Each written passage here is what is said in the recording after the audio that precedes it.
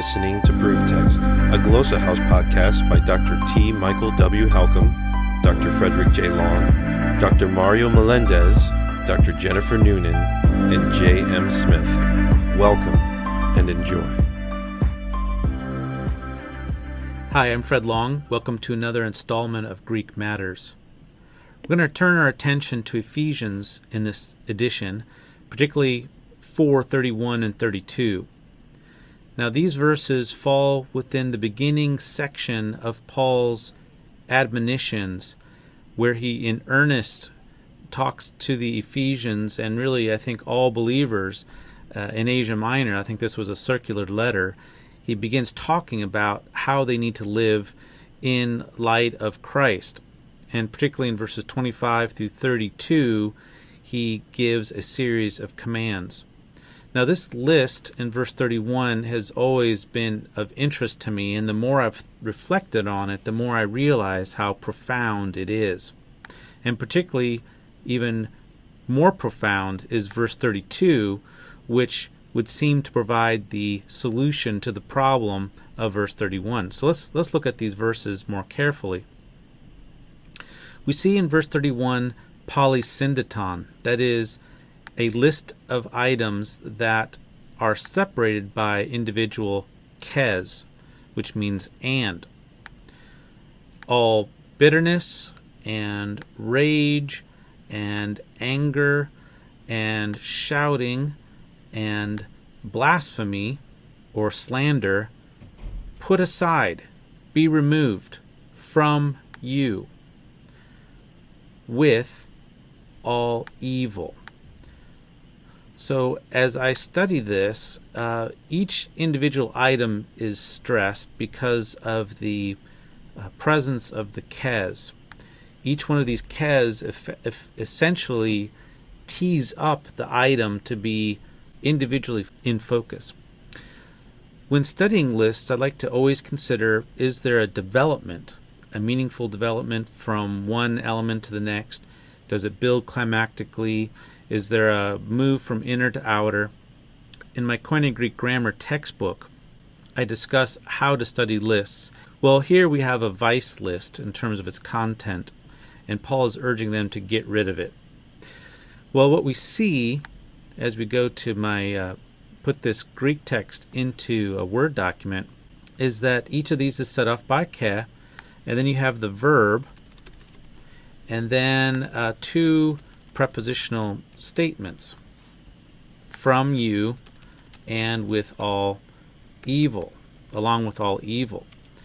This list, as I think about it, really is going from inner realities, bitterness, through an internal process to outward manifestation, to then eventually slander. And so bitterness is where it begins. Bitterness is resentment, and resentment is resentiment, which means re-feeling the offense. And so this is where Paul says it begins. It begins with bad feeling that we obtain by reliving injury, resentiment, resentment, and bitterness. So we get rid of all of that bitterness. And then what follows is a cascade of further escalation. So thumos and orge are two words which we might think as synonymous, as being very similar in meaning. But there is a slight difference.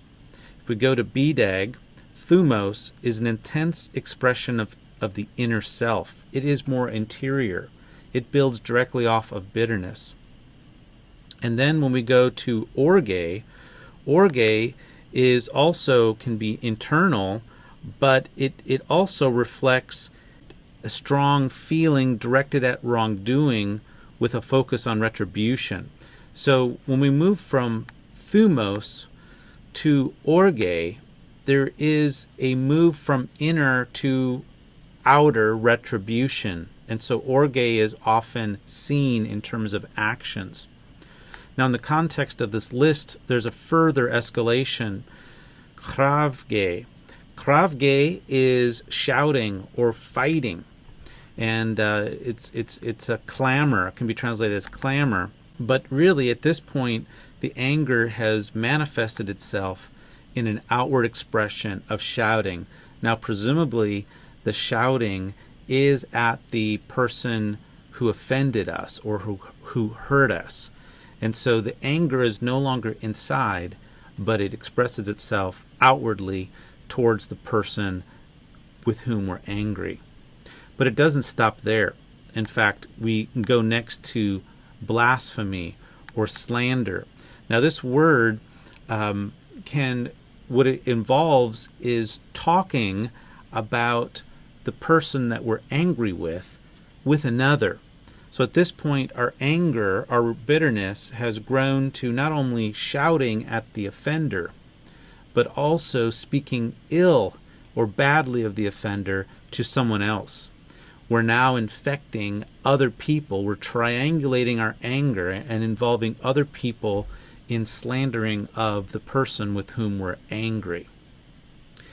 If this isn't bad enough, it gets even worse, because the end of the list is set off with a prepositional phrase, and this with all evil or malice. I do like that translation, malice, which is found in the NASB, helps to convey the idea that along with this movement from bitterness to shouting, to anger, to shouting, to slander, there is a sense of all evil. At this point, all evil becomes a part of our modus operandi, so to speak. We want to act in such a way to bring about all evil. This is not a good state of affairs. This is bad for us as human beings.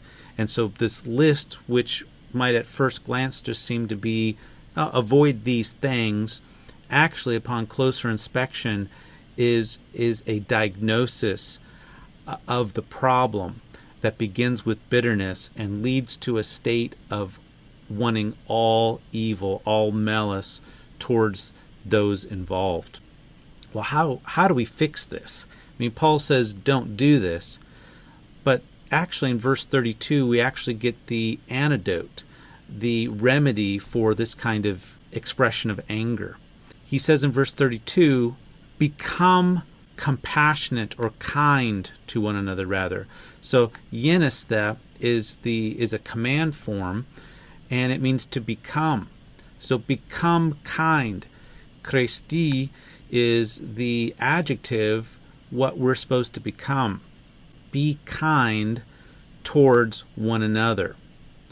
Now, this pronoun, allelous, is a reciprocal pronoun, and so this is something that we're supposed to be doing towards one another. I do it towards you, you do it towards me, we do it towards everybody, one another. We belong together. So this is very significant. Also, Paul urges compassion, being well compassionate towards one another. Now, this adjective is related to the verb form that the gospel writers use of Jesus, that he sees the crowd and has compassion on them. So this word has a deep rootedness probably in the tradition surrounding Jesus and how to be compassionate. And so this is being Christ-like himself. And then we have forgiving each other. That's often how it's translated, forgiving each other. But in fact, if we look at this pronoun, ev avtis, we see that it's a reflexive pronoun. And so a more accurate translation, and I think this is what Paul is in fact intending, is forgiving yourselves. Now, forgiving ourselves sometimes can be the hardest thing, but it seems to be related to our capacity then to have compassion and even express kindness towards one another. Somehow, if we don't forgive ourselves, we're bottling ourselves up. And perhaps we're holding ourselves to a certain kind of standard and we're beating ourselves up about it, we're uptight about it. Well, guess what? If we don't forgive ourselves and we're uptight with ourselves and unforgiving, well, we're going to be unforgiving and not compassionate towards other people. So once again, we have a list here, and there seems to be a rhyme to its reason, a reason to its rhyme, so to speak. And then finally, we see the real basis, what even allows forgiving ourselves and being compassionate and kind, what even makes that possible, is seen in this kathos clause. Now, this kathos clause indicates support, that is substantiation, as well as comparison. So this kind of clause I call a correspondence clause because it provides a basis and a kind of comparison for us in our actions. And so Paul says, just as also God in Christ forgave you.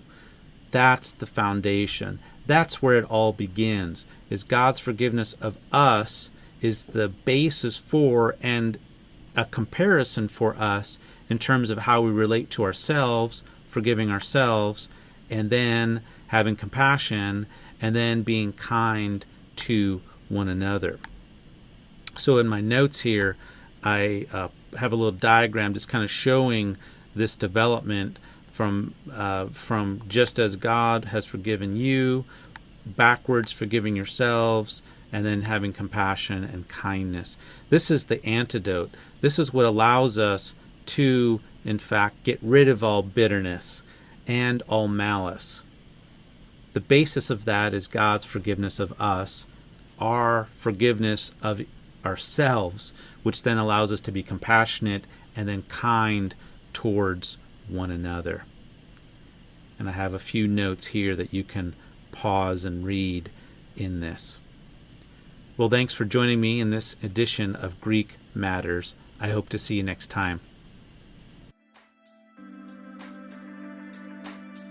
Interested in growing your ancient language skills but not sure where to start? Glossa House can help.